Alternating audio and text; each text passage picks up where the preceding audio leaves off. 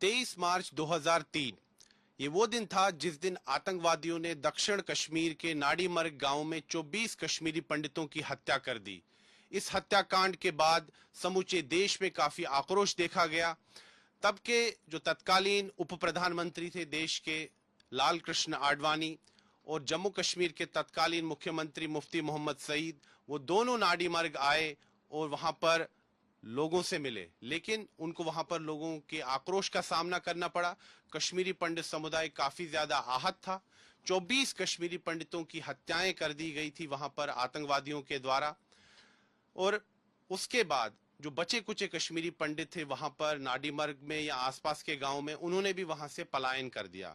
दरअसल नाडीमर्ग गांव में ये वो कश्मीरी पंडित थे जो 1990 में भी घाटी छोड़कर नहीं गए, लेकिन जिस प्रकार से 23 मार्च 2003 को एक बहुत बड़ा आतंकी हमला होता है, कश्मीरी पंडितों को उनके घरों से निकाला जाता है, बाद में लाइन में लगाकर उनको एक एक करके उनकी हत्या कर दी जाती है। इस हत्याकांड में 2 वर्ष के एक बच्चे तक की हत्या कर दी गई थी। तो इतना कहर जो था वो कश्मीरी पंडितों ने उसका सामना किया उस समय।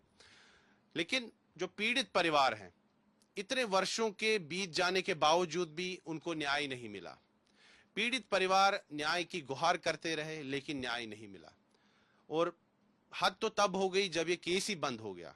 अब एक आशा की किरण आई है पीड़ित परिवारों के लिए, क्योंकि जो माननीय जम्मू कश्मीर के उच्च न्यायालय है, यानी कि जम्मू कश्मीर हाई कोर्ट ने एक अहम सुनवाई की है इस मुद्दे को लेकर। चूंकि इसमें जो अभियोजन पक्ष है, यानी कि जो प्रोसिक्यूशन है, उन्होंने दोबारा इसमें एक याचिका दायर की और एक गुहार लगाई कि ये मामला जो है अपने अंजाम तक पहुंचना चाहिए, इस पे सुनवाई होनी चाहिए। और जो जम्मू कश्मीर उच्च न्यायालय है उसने कहा है कि इस मामले की सुनवाई दोबारा से होनी चाहिए, यानी कि इस मामले को दोबारा से रीओपन किया जाएगा। हम इस समय एक पीड़ित परिवार के साथ हैं। हमारे साथ बातचीत करने के लिए जुड़ चुके हैं श्री मोहनलाल भट्ट। इनके परिवार के 4 सदस्यों की आतंकवादियों ने उस हत्याकांड में जो है हत्या कर दी। इनके पिताजी राधाकृष्ण भट्ट, इनकी माताजी गीता देवी और इनकी बड़ी बहन, इनकी हत्या जो है आतंकवादियों ने नादीमर्ग हत्याकांड में की। और इनके चाचा जी लोकनाथ भट्ट, उनकी भी हत्या आतंकवादियों ने उस दिन की। नादीमर्ग में जो है आतंकवादियों ने जो कहर बरपाया, उसके कारण कश्मीरी पंडित समुदाय एक बार फिर काफी ज्यादा आहत हुआ, क्योंकि जो 1990 में जो त्रासदी हुई उसके बाद लगभग समूचा कश्मीरी पंडित समाज कश्मीर घाटी छोड़ने के लिए विवश हुआ। आतंकवादियों ने धमकियां दी, हत्याएं की। और 2003 में जो हत्याकांड होता है उसके बाद दक्षिण कश्मीर में कई कश्मीरी पंडित परिवार जो कि वहां पर रह रहे थे, जो पलायन करके नहीं गए थे, वो भी पलायन करके चले गए। मोहनलाल भट्ट उस समय 18-19 वर्ष के थे 2003 में, जब इन्होंने देखा कि उस गांव के लगभग सभी कश्मीरी पंडितों की हत्या कर दी गई। इनके परिवार के 4 सदस्यों की हत्याएं हुई वहां पर, और साथ ही में आतंकवादियों ने इनके कई रिश्तेदारों की भी हत्या की जो कि आसपास के मकानों में रहते थे। मोहनलाल भट्ट ने बड़ी ही दिलेरी के साथ फिर हालातों का सामना किया। आज ये हमारे साथ इस समय जुड़ चुके हैं, इन्होंने साहस जुटाया है बातचीत करने के लिए, उसके लिए हम इनका धन्यवाद करते हैं। हम इनसे बातचीत करते हैं। मोहनलाल भट्ट जी, मैं समझ सकता हूं कि ये काफी पीड़ादायक होगा आपके लिए उस दिन को याद करना, उस दिन कैसे आपके समूचे परिवार के सदस्यों की जो है हत्याएं हो गई और आतंकवादियों ने कश्मीरी पंडितों पर जो कहर बरपाया। मैं समझ सकता हूं ये काफी पीड़ादायक है आपके लिए। हमारी संवेदना आपके साथ है, सहानुभूति आपके साथ है, और हम चाहते हैं कि आज तक के माध्यम से आप अपनी बात पूरे देश में रखें, देश के लोगों को बताएं कि आप लोगों के साथ कितना वहां पर जो है यातनाएं आप लोगों ने सही। मोहनलाल भट्ट जी, मुझे सबसे पहले बताइए कि जो अभी जम्मू कश्मीर उच्च न्यायालय ने जो ये बात रखी है कि इस केस को अब रीओपन किया जाएगा, कितना महत्वपूर्ण आप समझते हैं, और क्या आपको लगता है कि अब न्याय होगा? देर तो काफी हो चुकी है, लेकिन देर से ही सही, लेकिन अब आपको उम्मीद है कि न्याय मिलेगा? जिस हिसाब से केस रिओपन हुआ है तो उम्मीद तो है कि न्याय मिलेगा, लेकिन हम तो उम्मीद ही खो चुके थे, क्योंकि सुना था 2011 में ये केस बंद हो चुका है। तो नेचुरल सी बात है कि अब उम्मीद ख़त्म हो गई थी। तो आज सुबह ही, कल शाम को ही मेनली मोस्टली ये सुना, हमने सब ने सुना था, लेकिन न्यूज़ में जब आ जाए तो मैं ऑफिस गया तो ऑफिस में मेरे कोलीग्स ने बताया कि आपके साथ जो मैसेकर हुआ था वो केस फिर से रीओपन हो चुका था।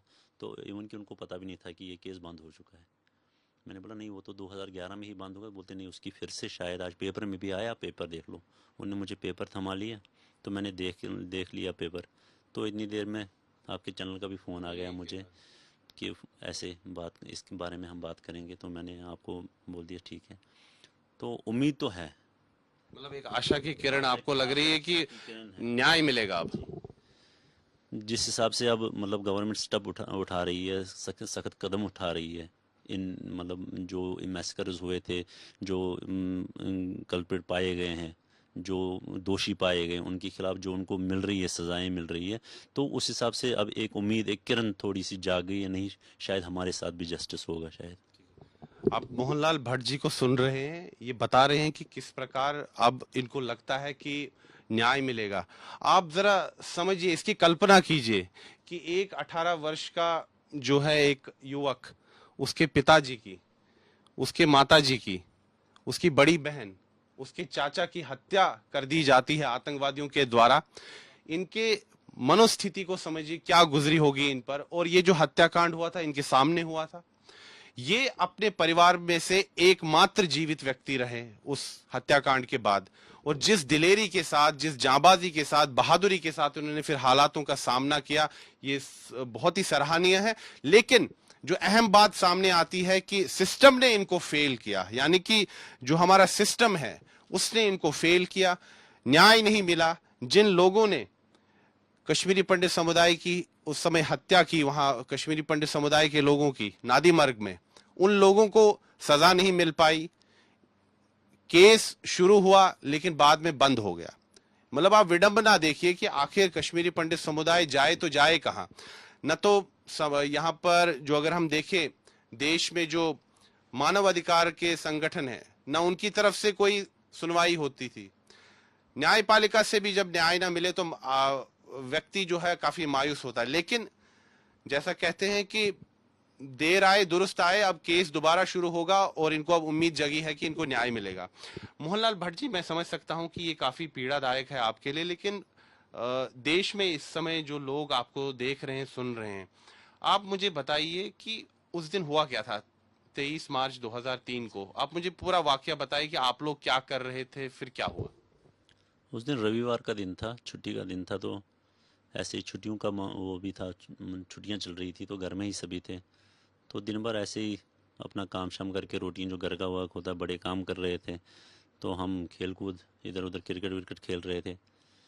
तो कोई शाम का टाइम था, मैच भी था उस टाइम, वर्ल्ड कप का फाइनल था इंडिया और ऑस्ट्रेलिया के बीच में। तो वही देखने की तैयारी हो रही थी अब। तो बस वही देखते देखते कोई 8:30 बजे तक सारे लड़के जितने मेरे फ्रेंड्स थे, कजन्स थे, वो हमारे घर में ही वो मैच देख रहे थे। अच्छा, आप विश्व कप क्रिकेट का जो उस समय फाइनल मैच था भारत और ऑस्ट्रेलिया के बीच, वो आप देख रहे थे जी, वो देख रहे थे हम। तो कोई 8:30 के करीब सारे अपने अपने घर चले गए। डिनर का टाइम भी रात को। रात का, और वैसे भी एक डर का माहौल ही लगा रहता था, देर तक बाहर नहीं रहते थे। तो सारे अपने घर घर चले गए। तो कोई 10:30 बजे का हमने डिनर शिनर किया, मैच भी देख रहे थे, डिनर भी किया। कोई 10:30 का टाइम था तो सोने की तैयारी हो रही थी अब। तो हम सो गए थे। तो जैसे ही थोड़ा कोई 15-20 मिनट हुए थे सोए हुए, तो बाहर से कुछ आवाज़ आई, जैसे तोड़ फोड़ की आवाज़ आई, खिड़कियां बंद करने की ऐसे ज़ोर से आवाज़ आई। तो मैंने, मम्मी हम मेरे पास ही सोए थे, मैंने उनको बोला कुछ आवाज़ें आ रही थी बाहर से। तो उन्होंने बोला नहीं, आवाज़ नहीं, कोई खिड़की बंद कर रहा होगा, दरवाज़ा इस खिड़की। तरह की आवाजें, मतलब मतलब ऐसे तोड़ फोड़ की आवाज़ जैसे। तोड़फोड़ जैसी आवाज सुनाई दी हाँ, आपको। सुनाई दी। तो मेरी मम्मा ने कहा नहीं, ऐसे कोई खिड़की बंद कर रहा होगा, वही ज़ोर की आवाज़ आई, तो सो जा, कोई बात नहीं है। मैं सो गया। तो इतनी देर में, जैसे ही मैं सोने लगा था, इतनी देर में और एक ज़ोर की आवाज़ आई। मैंने खिड़की खोली तो देखा, तो उधर हमारे ही जो रिलेशन में भी हमारे, तो हमारे पड़ोसी भी हैं वो, तो उनके घर से एक आवाज़ आई। तो उनने कश्मीरी में, मतलब उसका मतलब है कि हमें मार दिया, हमें बचाओ। क्या बोला उन्होंने कश्मीरी में। कि इस मुआरिखा, हमें बचाओ, कश्मीरी में बोला उनने। तो मैंने बोला नहीं, कुछ मम्मी कुछ गड़बड़ है बाहर, तो हम एक काम करते हैं, आप उठो तो देखते हैं क्या होगा। तो मैंने मम्मी को उठाया, दीदी भी साइड में सोए थे, उनको भी उठाया। इतनी देर में पापा को भी उठाया, वो नीचे वाले कमरे में सोए थे। अंकल भी साइड वाले कमरे में सोए थे, उनको भी उठाया। तो हम जैसे ही बाहर निकलने की कोशिश कर रहे थे, तो इतनी देर में हमने क्या देखा कि जैसे मैंने आधा ही बाहर का जो मेन डोर था वो खोला, तो बाहर आर्मी यूनिफॉर्म में दो मतलब साइड में थे, वो दिखे नहीं पूरे हमें। आतंकवादी जो है सेना की वर्दी में पहन कर आए वर्दी थे। में थे। तो उन्होंने एक जोर की लात मारी दरवाजे को। मैंने आपके घर का जो दरवाजा है उसको तोड़ दिया गया, मेन डोर को। तोड़ा नहीं, उनने खाली एक जोर की लात मारी। लेकिन मैंने जोर से दरवाज़ा बंद कर दिया, मैंने खोला नहीं वो, मैंने बंद कर दिया। तो उनसे वो हैवी थोड़ा था दरवाज़ा, उनसे वो टूटा नहीं। तो वो बोलने लगे खोलो खोलो दरवाज़ा। इतनी देर में हम क्या हुआ, हम ऊपर वाले कमरे में चले गए। वहाँ से जब मैंने बाहर देखा, उन्होंने हमारे वो कज़न ब्रदर ही लगे, अवतार कृष्ण भट्ट उनका नाम था। वो आपके क्या लगते थे? कज़न ब्रदर ही लगे दूर मेरे, के रिश्तेदार? ये मेरे बुआ ही समझिए, वो आपके रिश्तेदार? हाँ, रिश्तेदार ही थे हमारे। तो वो बिल्कुल हमारे साथ के वाले मकान में ही उधर ही रहते थे। उनको लाया था उनने, उनके साथ उनको एक साइड एक पुलिस वाले ने पकड़ा था, जेकेपी के पुलिस वाले, जो वहाँ पे माइनॉरिटी पिकेट थी। मतलब आप कह रहे हैं कि जो जम्मू कश्मीर पुलिस के कुछ पुलिसकर्मी वहां पर तैनात थे आप लोगों की सुरक्षा के लिए, वो भी वो आतंकवादियों के साथ थे? उन्होंने ही हमें बाहर बुलाया।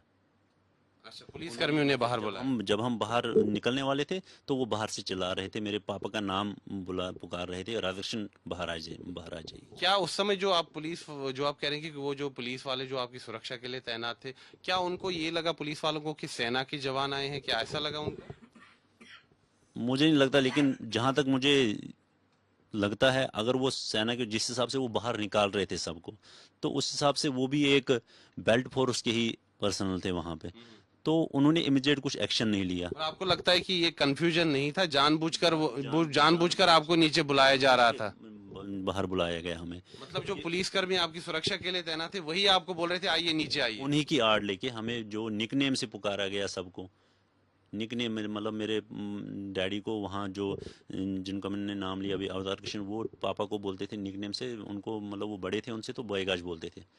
उनने बॉयगाश करके बाहर उनको बुलाया। तो इस हिसाब से मुझे लगता है कि ये हो सकता है कि उस टाइम जो पुलिस थी वहाँ पे उनने, क्योंकि आपको लगता है मिली भगत होगी उन पुलिस? हो भी सकती है। तो अभी मैं जो पुलिसकर्मी आपकी सुरक्षा के लिए तैनात थे, आपको लगता है उनकी मिली भगत आतंकवादियों के साथ थी? बिल्कुल, अगर कहीं जगह 12 पुलिस वाले होंगे जिनके पास वेपन है, ऑटोमेटिक वेपन्स है, पुराने वो 303 वेपन तो नहीं है, ऑटोमेटिक वेपन है। अगर उनका इंटेंशन होता हमें बचाने के लिए, अगर उनको कुछ लगा कि उन्होंने हमें बचाना है, मैं नहीं बोलता हूँ कि वो उनको मार दे, हवा में फायर कर सकते थे वो भगाने के लिए। उन्होंने ऐसा कुछ नहीं उन्होंने किया? ऐसा कोई स्टेप नहीं उठाया। फिर क्या हुआ? उन्होंने ही आपको बोला कि आप नीचे आइए? मैं अपने घर की बात करता हूँ, जब मैंने बाहर देखा उनको, तो वो 2 पुलिस वाले साथ थे, पुलिस वाले जेकेपी के 2 बंदे साथ थे।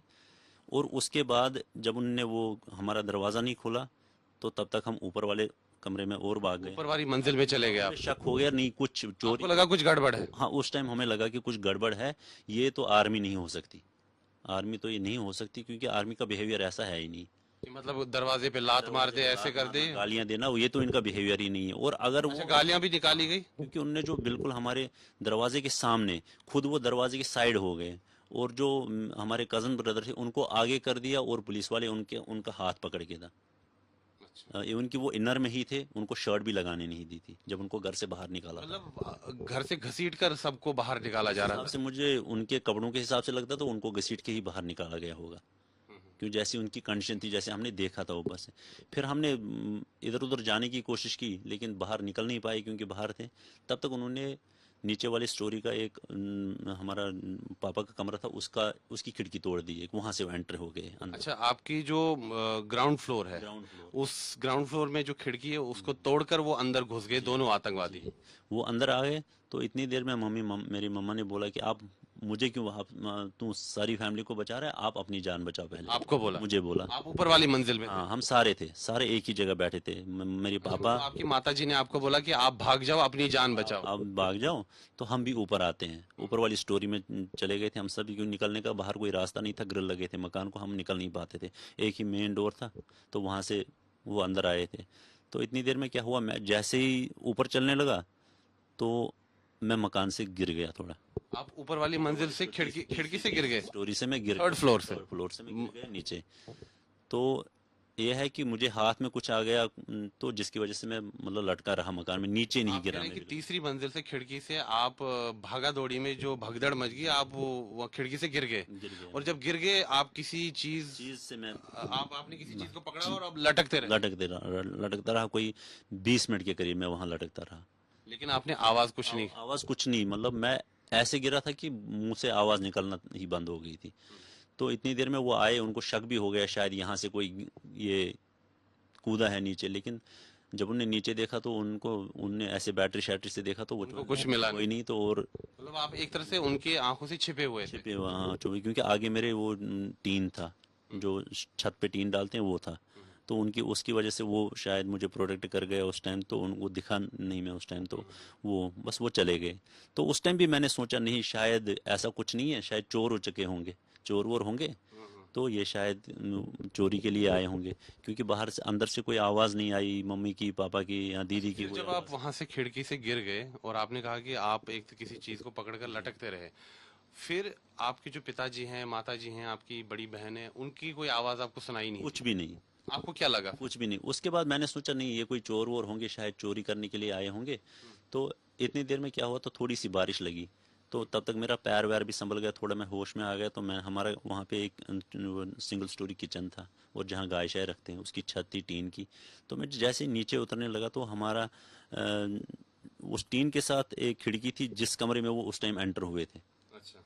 तो वो वहाँ पे ट्रंक शंक तोड़ रहे थे, ट्रंक जो थे, ट्रंक जो भी कुछ उनको मिल रहा था। तो उस टाइम मुझे शक हो गया, नहीं, क्योंकि उनके पास वेपन भी था, मुझे शक हो गया नहीं, क्योंकि हालात ठीक नहीं है। तो ये तो चोर, मैं तो समझ रहा था चोर है, लेकिन चोर भी नहीं है, तो ये तो मिलिटेंट है। आपको लगा आतंकवादी है? उस टाइम मुझे लगा कि आतंकवादी है, नहीं कुछ फिर भी मैंने सोचा नहीं चोरी करने आए होंगे, क्योंकि ऐसा कुछ फायर नहीं हुआ था तब तक, कुछ नहीं। तो तब तक मेरा पैर संभल गया, तो मैं थोड़ा वो जहाँ पे घास वास रखते हैं वहाँ पे बैठ के तब तक छुप गया। तो कोई 2-4 मिनट हुए, तो वो दौड़ते दौड़ते वापस हमारे मकान से निकल के, हमारे मकान के पास ही लेफ्ट साइड में मंदिर है, बिल्कुल नज़दीक ही है वो मंदिर, तो वहाँ उस साइड चले गए। तो मैंने सोचा नहीं, ये तो दो ही निकल गए, शायद घर वाले अंदर ही है तब तक, क्योंकि मैंने देखा नहीं था उनको बाहर निकालते हुए। मैंने सोचा नहीं, अंदर ही है ये। तो मैं बैठा रहा, कोई 5 मिनट का टाइम हुआ, मैं बैठा रहा छुप के। तो मैंने बोला अब अंदर ही है सारे, ये तो निकल गए हैं, शायद चोरी की है इन्होंने, कुछ किया। तो इतनी देर में मतलब जो हमारे गांव का लोअर साइड था, नीचे वाला साइड था, वहाँ से एक फैमिली को लाया। घसीटते हुए? हाँ, उनको पकड़ के लाया। तो बेसिकली जो उनने बाकी घर वाले निकाल दिए थे, वो उनने गन पॉइंट पे रखे थे, बिल्कुल चिनार का वहाँ पे बहुत बड़ा पेड़ है वहाँ। आपके परिवार के सदस्यों को भी गन पॉइंट पर मकान से निकाल ले? जी, लेकिन मुझे पता नहीं था, मुझे ये था कि शायद वो अंदर ही होंगे। ही है। उनको ले गए थे, एक्चुअली उनको ले गए थे। तो जब वो फैमिली वहां से लाई, जो यहाँ पे इन्होंने वो चिनार के पेड़ के पास जमा किए थे, वो रोना स्टार्ट हो गए। अच्छा, मतलब सारे कश्मीरी पंडितों को घर से निकाला गया और उनको एक स्थान पर मंदिर के पास चिनार का पेड़ है, मंदिर के पास चिनार का पेड़ है और वहां पर लाइन में लगा दिया। वहां पे बिठा के जब नीचे वाली उन दूसरी फैमिली आई, तो ये जब आपस में मिले तो ये रोने लग गए स्टार्ट उस टाइम। लेकिन उस टाइम भी मुझे अपनी फैमिली मेंबर की किसी की आवाज नहीं सुनाई दी। ये सब आप देख रहे थे? ये मैं देख रहा था, अंधेरा था, लेकिन ये सुन रहा था मैं। अच्छा, थोड़ा दिखाई दे रहा था लेकिन आवाज सुनाई दे रही थी, ये दिखा रहा था। फिर इतनी देर में क्या हुआ था, जब सारे आ गए, तो अब शायद उन्होंने जब कुछ ऐसा स्टेप उठाना था, तो उन्होंने शायद हमारी एक एज जिनके बेटे को हमारे घर लाया था अवतार कृष्ण, उनकी मदर का ये डिजोर जो होता है कश्मीरी में, जो डिजोर लगा होता है, उसको खींचा, जो सुहागिन की निशानी होती है कश्मीरी पंडित महिलाओं में, उसको खींचा। तो जबरन जोर से खींचा? बिल्कुल, आतंकवादियों ने? जी, उनका कान भी कट गया था। मतलब सुबह डेड बॉडी पे जब हमने देखा मॉर्निंग में, तो उनका कान भी कटा हुआ था। वो खींच के शायद उस टाइम मेरी मम्मा की आवाज़ आई, उन्होंने उनको हिंदी में बोला कि हमारे पास जो भी होगा हम दे देंगे, लेकिन हमें छोड़ दो। तो वहाँ से एक आतंकवादी बोलता है, कोई बात नहीं, आपको अभी चुप करा देंगे। ये उनकी आवाज़ मैंने लास्ट टाइम सुनी थी, अपनी मम्मी की आवाज़ लास्ट टाइम सुनी थी।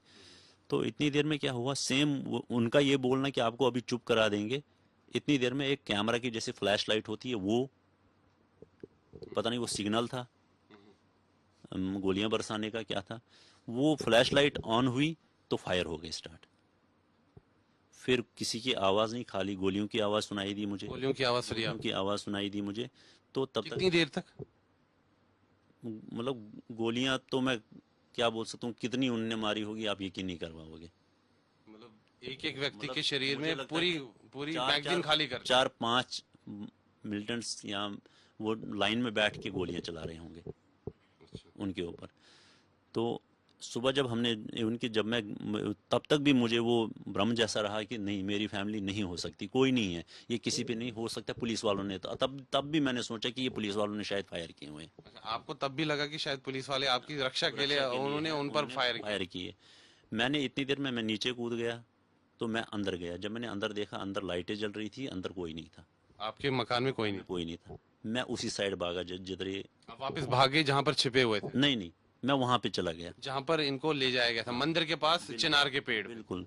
तो और वो उस टाइम भाग रहे थे, आतंकवादी? आतंकवादी उस टाइम। और कितनी संख्या होगी उनकी? मुझे लगता है 8 से 10 के बीच में, 8 से 10 आतंकवादी? 8 से 10 के बीच में थे, क्योंकि जब वो भाग रहे थे उतनी देर में मैं बिल्कुल उनके पास ही पहुंचा था। शायद उन्होंने मुझे देख भी लिया हो, इतना करीब था मैं उनके कि उन्होंने मुझे देख भी लिया हो। तो इतनी देर में एक छोटा सा बच्चा जो उस उधर भी था जिनकी किलिंग हुई थी, उनमें से एक बच्चा रोया। तो एक मिलिटेंट ने कश्मीरी में बोला, यम छु जिंदगी, इन पे और फायरिंग करो। अच्छा, मतलब आतंकवादी ने कहा 2 साल का बच्चा जो 2 साल का बच्चा 2 रो साल पड़ा। का बच्चा रोने लगा, रोने लगा। तो एक स्थानीय आतंकवादी ने कश्मीरी में कहा कश्मीरी में बोला, कि ये बच्चा अभी 2 वर्ष का बच्चा जिंदा है, इस पर दोबारा गोली मारो। ये जिंदा है अभी। उन्होंने बोला, नहीं बच्चा नहीं बोला, उन्होंने बोला ये अभी जिंदा है और फायरिंग करो। कौन जिंदा है? यही मतलब जिन पे उन्होंने गोलियां चलाई थी, अच्छा, इनमें से कोई जिंदा है, गोली दो। और फायर करो। तो जाते जाते उन्होंने फिर कितने और फायर किए हैं तो वो भी मैं बता नहीं सकता। तो वो जो 2 वर्ष का बच्चा था उसकी भी मौत हो गई थी? फिर उनकी भी डेथ हो गई थी। तो मैं पहुंचा सेम टाइम वहां पे, तो देखा तो मुझे कोई नहीं दिखा, क्योंकि सारे नीचे पड़े हुए थे, सारे नीचे पड़े हुए थे। तो कोई नहीं, मैं चिल्ला रहा हूँ, कोई नहीं वहां पे गाँव में, खाली मैं था। अच्छा, फिर जब आतंकवादी वहां से चले गए, फिर आप उस स्थान पर गए जहां पर ये हत्याकांड हुआ, जहां पर ये नरसंहार हुआ, तो आपने चीखा चिल्लाया बचाव के लिए, आवाज तब तक मुझे दिखा नहीं कोई, अंधेरा था पूरा? अपना कोई नहीं दिखा, अंधेरा था। मेरे हाथ में एक छोटी सी टॉर्च थी, मैंने घर से निकाली थी वो दौड़ते दौड़ते। तो मेरी वो टॉर्च वो जल ही रही थी एक्चुअली, वो बंद नहीं हुई थी। तो वो मेरे डायरेक्ट पापा के मुंह पे पड़ी, जहाँ उनको बिठा बिठा के मतलब वो मार दिया गया था, तो पापा के मुंह पे पड़ी। उस टाइम पापा मुझे लगता था जिंदा थे शायद, तो जिंदा थे, इनके मुंह पे पड़ी तो इनके यहाँ से पसीना टपक रहा था ऐसे। ठीक है, मैं इनके नीचे बैठा, इनके मतलब बिल्कुल पाँव के पास बैठा, तो मैंने पापा को किया पापा पापा, इनको ऐसे हिलाया, मैंने ऐसे किया मुंह से, तो इनकी आंखें बंद हो गई। तो तब मैंने सोचा शायद इन्हीं की किलिंग हुई है, खाली मुझे, बाकी कोई नहीं दिखा नीचे। तो साइड में देखा तो साइड में मेरे छोटे अंकल इनकी गोद में पड़े हुए थे, तो इनको यहाँ पे फायर लगे थे पूरे फेस को। तो इनकी गोद में दूसरी साइड में देखा, मेरी कज़न सिस्टर रजनी उनका नाम है, वो पड़े हुए थे। बस मैंने सोचा उस टाइम कि यही 3 है और कुछ नहीं है। तो मैं लगा चिल्लाने, जैसे मैं चिल्लाया बैटरी की लाइट नीचे गिरी, तो नीचे सारे आपको शव दिखे? सारे पड़े हुए थे, मतलब कोई मूवमेंट नहीं थी, कुछ नहीं थी, सिर्फ खून ही खून था चारों तरफ। तो मैं दीदी और मम्मी को ढूंढने लगा। जैसे ढूंढते ढूंढते ढूंढते मैंने मम्मी को उठाया, तो मम्मी और दीदी हाथ पकड़ के थे उस टाइम भी, डेथ लेकिन हो चुकी थी। उस टाइम कोई भी जिंदा नहीं था। तो उनके साथ यही जो बच्चा जो रोया था, ये चिल्लाया, ये 2 वर्ष का बच्चा? जी, ये उस टाइम जिंदा था। ये जिंदा था? इनका दूसरा ब्रदर जो छोटा सूरज उसका नाम था, तो ये मोनू, मोनू जिंदा था। जो सूरज था उसकी डेथ हो चुकी। मोनू की क्या एज होगी? 2 साल 2-2.5 साल। सोनू? ये दोनों सेम 2-2 साल? सेम एज के, 2-2 2.5 साल के थे। तो इनको मैंने उठाया, तो मैं दौड़ता दौड़ता इसको ही लेके पुलिस स्टेशन की तरफ भागा। तो मैंने सोचा, जो घायल बच्चे हैं, दोनों घायल थे उस समय? नहीं नहीं, एक ही, एक जिंदा था, दूसरे की मृत्यु हो दूसरी गई। की हो गई थी। तो उस अवस्था में भी जब आपने पूरे परिवार के शव देखे, आपने उस बच्चे को देखा, 2 वर्ष के बच्चे को, जो कि काफी गंभीर रूप से घायल था, आपने उसको गोद में उठाया और आप मैं अस्पताल की पुलिस स्टेशन? की, क्योंकि पुलिस स्टेशन बिल्कुल जिधर ये किलिंग हुई थी उसके साथ ही था घर, अच्छा, उसके साथ बिल्कुल। पुलिस वालों ने क्या किया? पुलिस वाला उधर कोई था ही नहीं, सब भाग गए थे? भाग गए थे। और इवन की जो मेरे हाथ में बैटरी थी, वहां से एक पुलिस वाला निकल गया, उसने वो मेरी बैटरी भी ले ली और भाग गया। मतलब पुलिस वाले आपकी मदद नहीं कुछ नहीं, उधर कोई भी पुलिस वाला नहीं था उस टाइम। नहीं, जो आप कह रहे हैं शुरुआत में कि 2 पुलिस वाले थे आतंकवादियों के साथ, वो भी नहीं थे, वो भी भाग चुके वो थे। भी भाग वो चुके भी भाग, ये उनके 12 उस टाइम पोस्टेड थे वहां पे, 12 बंदे पुलिस के, 12 में से एक भी नहीं था रात को उधर, तो सारे भाग चुके थे। फिर आपने क्या किया? फिर मैं अंदर गया, मैंने कुछ कपड़ा लिया, उसके पैर पे बांधा, उसके पैर, बच्चे के पैर पे गोली लगी थी, उस पे बांधा, तो उसको अपनी गोद में ही रखा। फिर से उधर ही गया जहाँ पे ये हुआ था, किलिंग हुई थी। फिर से देखने लगा कोई जिंदा तो नहीं है, कोई भी नहीं। फाइनली थोड़ी देर के बाद एक मुझे थोड़ी मूवमेंट दिखी, तो उनका नाम चुनी लाल, रिसेंटली उनकी डेथ हुई, 1 साल हुआ उनकी डेथ हुए हुए। तो उनको गोलियां लगी हुई थी, उनको गोलियां कंधे में लगी थी, पैर में लगी थी, वो जिंदा थे। तो उनको उठाया मैंने, बच्चे को एक साइड उठाया, उनको उठाया मैंने। तो उनने मुझे ऐसे कश्मीरी में बोले, विकी तू जिंदा है? बोलते सब कुछ खत्म हो गया, कोई भी नहीं बचा, सब कुछ खत्म हो गया, कोई नहीं बचा यहाँ। पूरा गांव ही खत्म कर हाँ दिया? जी। तो उनने मुझे बोला कि आप मुझे घर तक छोड़ सकते हो, ये उनका उस टाइम भी था कि आप मुझे घर तक छोड़ सकते हो। तो मेरे हाथ में वो बच्चा था, मैंने कुछ पता नहीं लकड़ी शकड़ी कुछ दी निकाल के उनको, तो उनको पैर में गोली लगी थी। तो उनने मेरे कंधे पे हाथ रखा और मैंने उनको घर तक छोड़ने की कोशिश की थी, तो बच्चा गोद में था। उनको छोड़ के आया आधे रास्ते तक, फिर से वापस आया। जैसे मैं वापस आ रहा हूँ तो साइड में देखा मैंने, रोड पे रोने की आवाज़ आई मुझे। तो उधर एक एजेड थे, उनका नाम लस्कोल था। तो वो ऑलरेडी उनका एक्सीडेंट कुछ साल पहले हुआ था, तो उनकी टांग बिल्कुल यहाँ से कटी हुई थी, उनको वहाँ पे ही गोलियां मारी थी, रोड मतलब पे एक ही। विकलांग व्यक्ति को भी नहीं बख्शा गया, उस पर भी गोलियां लग। उनको वहाँ पे ही गोलियां मारी थी, रोड पे ही। वो किसी पेड़ को पकड़ के बैठे थे, उनको उनने छोड़ा नहीं था वो पेड़, उन्होंने गोलियां उधर ही मार दी थी। तो उनकी भी सुबह के टाइम फिर डेथ हुई। फिर बस उन वही मैं ढूंढता रहा कि कोई ज़िंदा तो नहीं है, लेकिन कोई नहीं। फिर इतनी देर में मेरे कज़न, मैं ऐसे ही बैठा था, तो मैं अब वही बच्चे को लेके इधर उधर घूम रहा था, क्योंकि कोई था नहीं ज़िंदा, कोई बचा नहीं था। वही चिल्ला रहा था मैं हेल्प हेल्प के लिए, तो कोई हेल्प के लिए आया भी रात नहीं। भर आप तड़पते रहे, चीखते रहे, चिल्लाते रहे मदद के लिए, लेकिन कुछ कोई नहीं आया, नहीं। उस क्योंकि बच्चे की जान बच पाई फिर? नहीं, वो करीब 2:30 बजे के टाइम, सुबह के 2:30 बजे के टाइम उसकी डेथ हो गई। यानी कि अगर वहां पर स्थानीय प्रशासन के कोई लोग आ सकते थे, वो उस बच्चे की जान बच सकती थी, उसको अस्पताल अगर समय पर लिया जाता। बिल्कुल। और हमारे गांव के जो जिनको पता भी लगा था, जैसे अपने घर में मैं बच्चा गिर के, ऐसे ही दूसरे घर में वो पुलिस स्टेशन भी पहुंच गए थे वहां पे रात को ही। तो लेकिन पुलिस ने भी कुछ एक्शन नहीं लिया टाइम पे। उन्हें सोचा क्या पता कहीं से भाग के आए हैं, कुछ झूठ मत बोल रहे हैं। तो सुबह के कोई 4 बजे के करीब पुलिस आई वहाँ पे। कहाँ से आई फिर? उस पुलिस स्टेशन जैनापुरा से पुलिस स्टेशन वो पुलिस आई थी उस टाइम। जो मतलब नजदीक में जो पुलिस चौकी आपकी सुरक्षा के लिए रखी गई थी, वहां से कोई सहायता नहीं पहुंची? फिर जैनपुरा पुलिस स्टेशन है, वहां से पुलिस आई? जो हमारे माइनॉरिटी पिकेट वहाँ पे उनको बोलते थे माइनॉरिटी पिकेट, मतलब जो अल्पसंख्यक हिंदू समाज की लोगों के रक्षा के लिए रखी गई, उन्होंने कोई हेल्प नहीं की। मतलब जिनको रक्षा का दायित्व दिया गया था, उन्होंने कोई रक्षा नहीं की। वो भाग गए। और पुलिस स्टेशन जो दूर था, थोड़ा 5-6 किलोमीटर दूर है, वहाँ से फिर सुबह 4 बजे के टाइम पुलिस आई। फिर वहां पर फिर वहाँ पे फिर दूसरे दिन फिर वही डेड बॉडीज उठाने लगे, बाकी वही बस। उसके बाद फिर जीवन व्यापन कैसे हुआ, उसके आगे जरा बताइए। फिर आपने जिंदगी का कैसे सामना किया? ज़िंदगी का सामना कैसे किया, समझो सभी ख़त्म था। तो फिर वहाँ पे ही जो गवर्नमेंट का रवैया रहा हमारे लिए, जो उस टाइम ये मुफ्ती मोहम्मद सईद, उनकी सरकार थी, पीडीपी की सरकार थी, उन्होंने बड़ी कोशिश की थी हमें वहाँ रोकने के लिए। मतलब आपको, आप चाहते थे जम्मू वापस, अब जम्मू भाग कर चले जाएं, वहां पर आपको खतरा लग रहा था? था ही नहीं वहाँ पे, सब कुछ खत्म हो चुका, बचा तो कुछ नहीं था। परिवार के परिवार खत्म कर दिए गए। बिल्कुल, जिनके जिनके साथ घर था वो तो रहे नहीं, खाली मकान रहा था वहाँ पे। तो अब हमने सोचा था कि हम यहाँ नहीं रहेंगे, हम बाहर ही बैठते थे। उन्होंने ऐसा एक प्रोपोगंडा वहाँ पे किया, पूरी जो विलेज है उस पे तारबंदी कर दी, किसी को बाहर जाने नहीं। ये किसने किया? उस टाइम की पीडीपी सरकार ने ना बाहर जाने दिया किसी को, ना अंदर आने दिया किसी को। इवन कि हमारे रिलेटिव जो जम्मू से आए उनको तक अलाउ नहीं किया उन्होंने। मतलब फिर जो अंतिम संस्कार शवों का हुआ, वो किसने किया? वो भी वहाँ के लोगों ने ही किया है, समझिए। उस टाइम भी हमने जो कुछ यहाँ पे रिलेशन में थे हमारे, वो आ रहे थे, जब उनने सुना था कि ऐसे हुआ है वो आ रहे थे।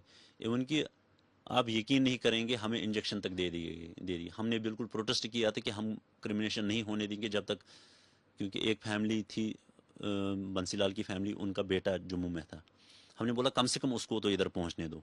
इंजेक्शन किस चीज के? बेहोशी के इंजेक्शन हमें कुछ नहीं पता, ये किसने दिए बेहोशी के? वो पता नहीं, उस टाइम हेल्थ डिपार्टमेंट था। हमें ऐसे इंजेक्शन दिए जैसे हमें उठाते थे, वहाँ बिठाते थे, हम वहाँ बैठ जाते थे, इधर बैठाते थे, हम वहाँ बैठते थे, जब तक उन्होंने वो डेड बॉडीज उठाई, क्रिमेशन प्लेस पे ले गए, हमें कुछ नहीं पता है। हमें पकड़ के वहाँ भी ले गए हैं। मतलब आपने अपने माता पिता का, अपनी बहन का अंतिम संस्कार आपने खुद किया? खुद किया हुआ। लेकिन आप होश में पूरे होश में नहीं थे, क्योंकि हमने बहुत कोशिश की थी, कम से कम वो जो जिनने मुंह नहीं देखा है, क्योंकि उनका भी एक ही बचा था, विजय कुमार उसका नाम है। हमने बोला कम से कम उसको पहुंचने दो, क्योंकि उसने मुंह नहीं देखा था किसी का। उनकी फैमिली के 8 मेंबर्स गए थे, तो उनकी सिस्टर 2, ब्रदर, फादर और मदर, और चाचा जी और उनके बच्चे 2, 8 मेंबर्स उनके फैमिली से गए थे। तो हमने बोला कम से कम उसको पहुंचने दो। उन्होंने वही जो कि ये समझा कि यहाँ शोर वोर हो जाएगा, ज़्यादा हालात ख़राब हो जाए, उन्होंने उस चीज़ के लिए, उसको दबाने के लिए जल्दी जल्दी क्रिमेशन कर दी। वहाँ के जो लोकल लोग हैं उनसे मिल के तो क्रिमेशन जल्दी कोशिश की उन्होंने। मुझे मोहनलाल जी एक चीज बताइए, जब आडवाणी जी आए, वो उस समय देश के गृह मंत्री थे, तो उन्होंने क्या बात कही, मतलब उस समय? उनने कोई बात वो नहीं, अगले दिन ही आए या वो 2-3 दिन के बाद आए थे, फिर एक दो तब आप वहीं थे? तब हम वहीं थे। हम वहाँ से फिर जम्मू आए 14 अप्रैल को। 14 अप्रैल तक हमें कोई मूवमेंट, इवन कि वहाँ से कोई गाड़ी भी निकलती थी तो पुलिस उनको पूछती थी कहाँ जाना है, नाड़ी मरग तो नहीं जाना है। उनको लगता था कि ये शायद उसी लिए जा रहे हैं। मतलब आप चाहते थे कि मतलब आप जम्मू चले जाएं, यहाँ पर सुरक्षित नहीं है, लेकिन आपको जाने नहीं दिया जा नहीं रहा? जाने दिया। इवन कि हम बाई फुट भी निकले थे, हम बाई फुट भी निकले। हमें फिर डाक बंगला, ये खन्नाबल में रोका गया, जाने वहाँ से हमें वापस लाया गया अपने गाँव नाड़ी मरग। इतना हमारे साथ वहाँ पे हुआ। तो फिर हम वहाँ से जब वापस आए, फिर हमने सोचा कि अब जो दिन है, 10वां दिन है, 11वां दिन है, ये करके ही निकल जाएंगे। मतलब जो अंतिम क्रिया का पास। फिर हमने निकलने दिया नहीं दिया, हमने बोला कि ये दिन करके ही निकले। फिर हमने वो दिन शुरू वहीं किए, जो 10वां 11वां 12वां वहीं किए। तो आर्मी भी वहाँ पे थी, तो वो दिन करके हम फिर 14 अप्रैल को जम्मू में हुए। जब आप 14 अप्रैल यहाँ जम्मू आए, तो फिर क्या सरकार ने क्या सुविधाएं दी, क्या आपको यहाँ पर क्या सहायता की? सुविधा कुछ नहीं दी उनने। सुविधा यही थी कि हम यहाँ से सीएम के पास गए मिलने उनसे। उन्होंने बोला कि आपको पता ही था बिजबियाड़ा के हैं, तो नाड़ी मरग वहाँ से दूर नहीं है। हमारे एक गांव के मेंबर थे, उन्होंने उनको बोला कि आप हमारे पड़ोसी हो, तो ऐसा हुआ तो इनके जो जो प्रॉब्लम है वो सॉल्व कर दो। उन्होंने, उनका जवाब वहाँ एज सीएम उनका जवाब ये था कि पड़ोसी हम वहाँ थे, यहाँ नहीं है। ये आपको उन्होंने कहा? किन्होंने?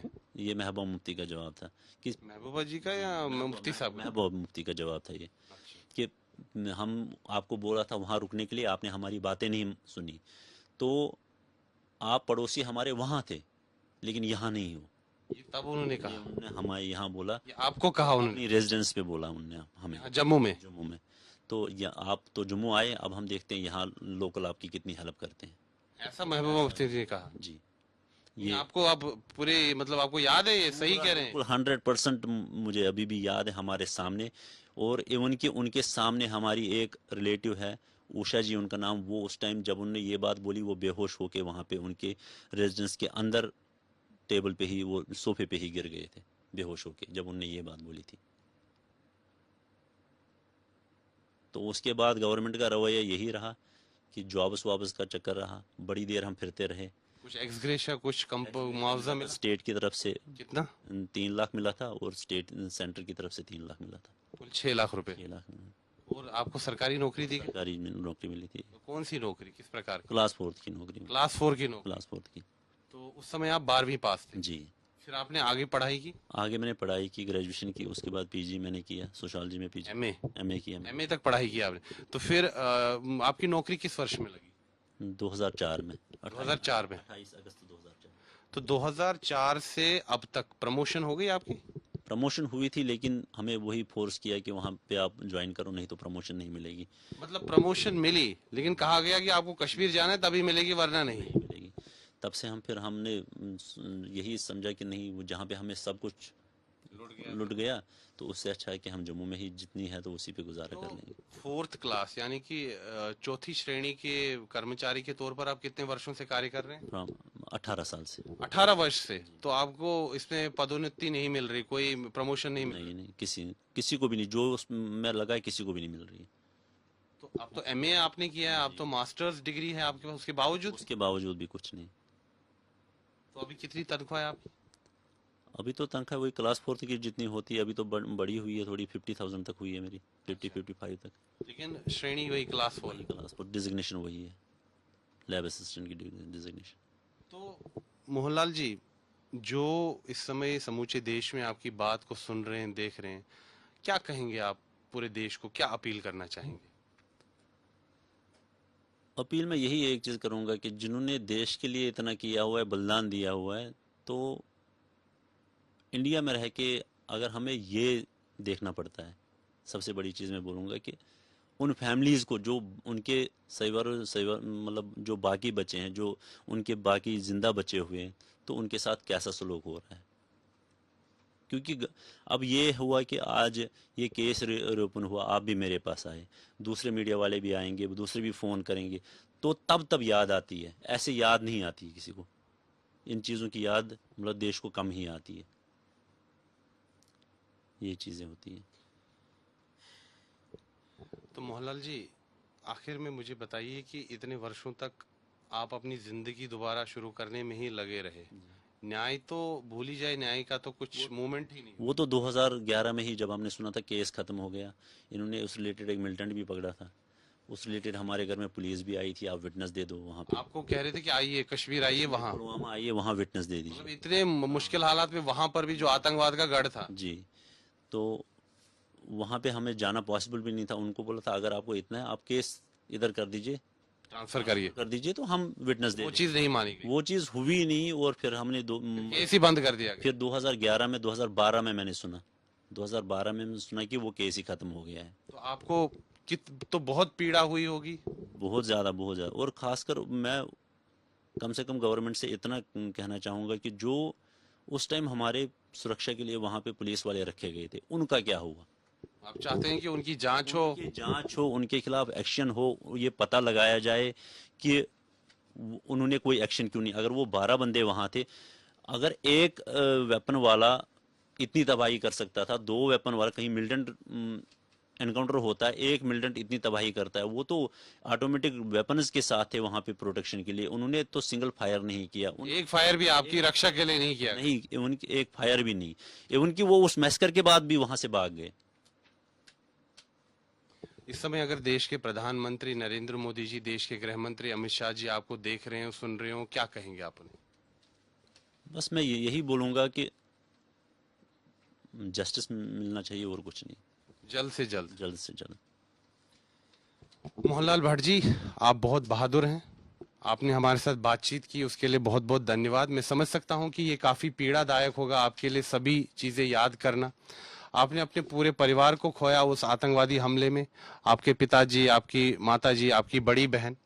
ये तस्वीरें हैं, यादें हैं इनकी, ये आप देख रहे हैं कि ये मोहनलाल जी का जो यज्ञोपवीत जब हो रहा था, तब इनके पिताजी इन पर जल चढ़ा रहे हैं। तो यादें इन्होंने संजो के रखी हैं, पुरानी तस्वीरें हैं, आप इस समय देख सकते हैं।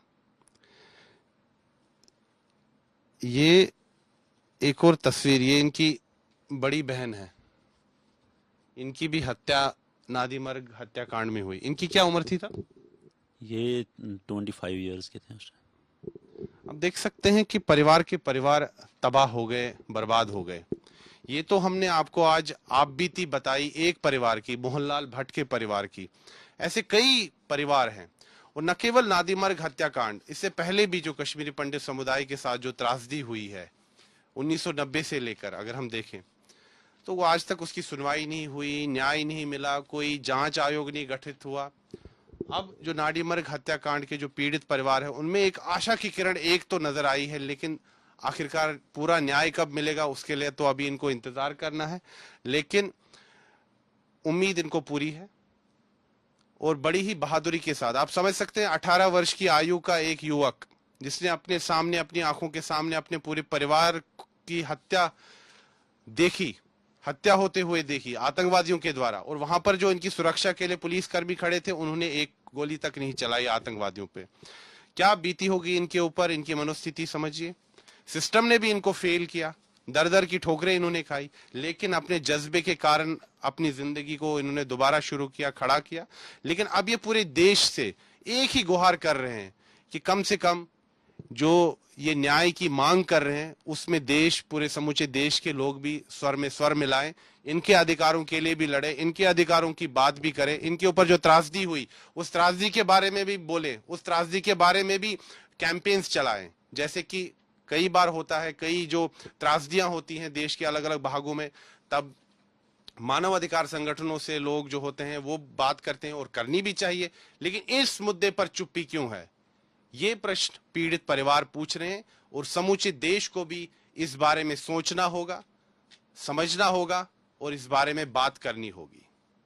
क्योंकि चुप्पी इस मसले पर अगर चुप्पी है वो बहुत खतरनाक है। चुप्पी जब तक रहेगी तब तक पीड़ित परिवारों को यही लगेगा कि जो लोग चुप हैं वो एक तरह से कहीं ना कहीं प्रत्यक्ष अप्रत्यक्ष रूप से आतंकवादियों का ही साथ दे रहे हैं। वीडियो जर्नलिस्ट नीरज कुमार के साथ मैं सुनील भट्ट, जम्मू